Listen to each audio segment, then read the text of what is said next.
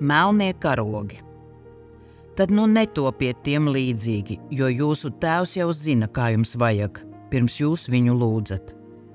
Mateja evaņģēlijs 6:8. Bija samērā laba peldētāja, tāpēc lielāko vasaras daļu pavadīju basēnos. Kad man bija 12 gadi, mamma mana ar abām māsām Samantu un Kristīni paņēma līdz atvaļinājumā uz Mehiko. Tā kā pirms pāris gadiem bija nomiris tētis, mammai šķita ļoti svarīgi, lai ģimenei būtu tuvas attiecības.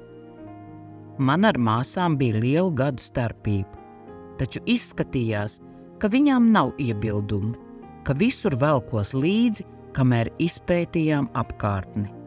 Mēs patiešām satuvinājāmies un kopā lieliski pavadījām laiku.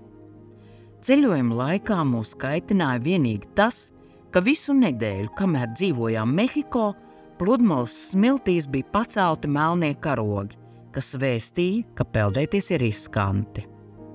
Māsas jaunas un neuzvaramas, par spīti brīdinājumiem vienu dienu pavadīja peldoties un priecājoties, un ar viņām viss bija kārtībā. Pamēģini, Samanta man iedrošināja. Labi, negribīgi atbildēju un sekoju viņām biedējošajā ūdenī. Viņām bija taisnība, ūdens bija satriecošs, viegli pārlēts pār lielajiem viļņiem vai peldēja cauri. Mēs arī kopīgi metāmies tiem pretī. Nākamajā dienā atgriezāmies savā ierastajā vietā. Viss izskatījās tieši tāpat. Viļņi bija tikpat augsti, un nekas nebija mainījies. Vai arī mēs tikai tā domājām. Mamu, ūdens izskatās lielisks, vai piebiedrosies mums, es pajautāju. Arī māsas centās iedrošināt mammu. Pavisam drīz mēs visas 4 metāmies ūdenī. Nepagāja ilgs laiks, kamēr sapratām, cik pamatīgi bijām kļūdījušās par apstākļiem. Nākot ārā no ūdens pusceļā, kur iepriekšējā dienā ūdens bija sniedzies man līdz kaklam, es tagad vairs nevarēju aizsniegt dibenu. Sāku peldēt blakus Samantai. Viņi pacēlās gandrīz 2 metru augstumā. Nirste Anģela Samanta iesaucās. Es nevaru, kliedza bailēs no milzīgā viļņa, kas man tuvojās. Ar tevi viss būs kārtībā, tev tikai tajā jāienirst. Viņi centās pierunāt. Ieniru. Man pat tiešām nebija citas izvēles. Zem ūdens man šķita, it kā mani vilktu uz visām pusēm un neredzami pavadieni neļautu piecelties.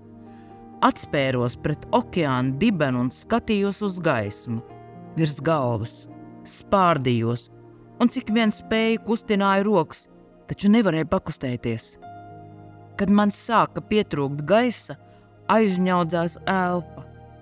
Gaisma bija pāris centimetru attālumā no manas galvas, taču es to nevarēju aizsniegt. Mani pārņēma panika.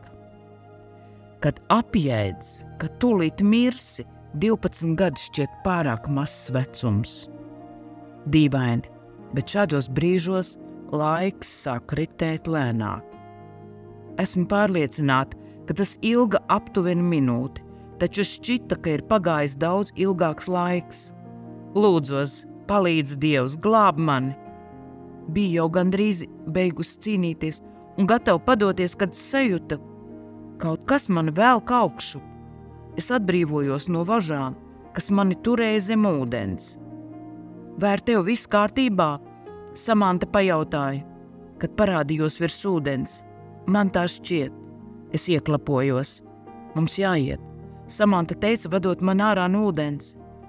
Todien es izpeldēju, lai glābtu savu dzīvību. Kad tuvojos krastam, ieraudzīju mammu, kura bija izskalota krastā un akmeņu saskrāpēta, apdauzīta, gulēja uz sāniem kā zivs. Viņai blakus bija Kristīne. Ar viņu viss bija kārtībā. Todien apgūtu 3 vērtīgas dzīves pamācības. Ģimenei vienmēr ir jābūt tūmā, jo nekad nevar zināt, ka tev būs jāglāb no nelaimes. Nekad nepeldies klusajā okeānā, kad ir pacelti melnie karogi. Lūdz Dievu, un viņš tevi izglābs.